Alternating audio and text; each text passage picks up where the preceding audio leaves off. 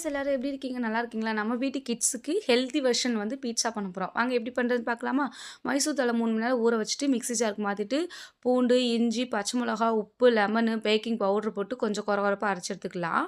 அதுக்கப்புறம் ஒரு பாத்திரம் வச்சுட்டு தண்ணி ஊத்திட்டு 3 தக்காளி, 2 காஞ்ச மிளகா, பூண்டு போட்டு நல்லா கொதிக்க விட்டுட்டு, தக்காளியோட தோலெல்லாம் ரிமூவ் பண்ணிட்டு, அத கொர கொரப்பா அரைச்சு எடுத்துட்டு வந்து ஒரு பாத்திரத்துக்கு மாத்திட்டு, கார்ன்ஃப்ளவர் மாவு, அ உப்பு, கொஞ்சோண்டு சுகரு, சில்லி ஃப்ளேக்ஸ் போட்டு நல்லா வந்து கிண்டி அடுப்புல வச்சு நல்லா கிண்டி எடுத்து ஒரு ஓரமா வச்சுக்கலாம்.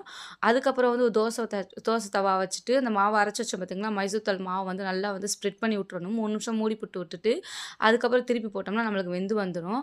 ஆல்ரெடி பண்ணி வச்சிருக்க அந்த ரெட் சில்லி சாஸ வந்து இதில போட்டு நல்லா ஸ்ப்ரெட் பண்ணதுக்கப்புறம் சீஸ் போட்டுருங்க. அதுக்கப்புறம் ஆனியனு, பன்னீரு, தக்காளி, கொடை மிளகாய் எல்லாத்தையும் போட்டுட்டு, அதுக்கு மேல தாராளமா சீஸ் போட்டு விடுங்க. நம்மளுக்கு எவ்வளோ தேவையோ அவ்வளோ சீஸ் போட்டுட்டு, ஒரு 3 நிமிஷம் மறுபடியும் அதே மாரி மூடி போட்டு எடுத்ததுக்கப்புறம் பார்த்தீங்கன்னா, நம்மளுக்கு சூப்பரான, டேஸ்டியான, ஹெல்தியான நம்ம கிட்ஸுக்குலாம் பிடிக்கிற மாரி நம்ம வந்துட்டு ஒரு பீட்ஸா பண்ணியிருக்கோம். அதே மாரி வீட்ல செஞ்சு பார்த்துட்டு கமெண்ட் பாக்ஸ்ல கமெண்ட் பண்ணுங்க, லைக் பண்ணுங்க, ஷேர்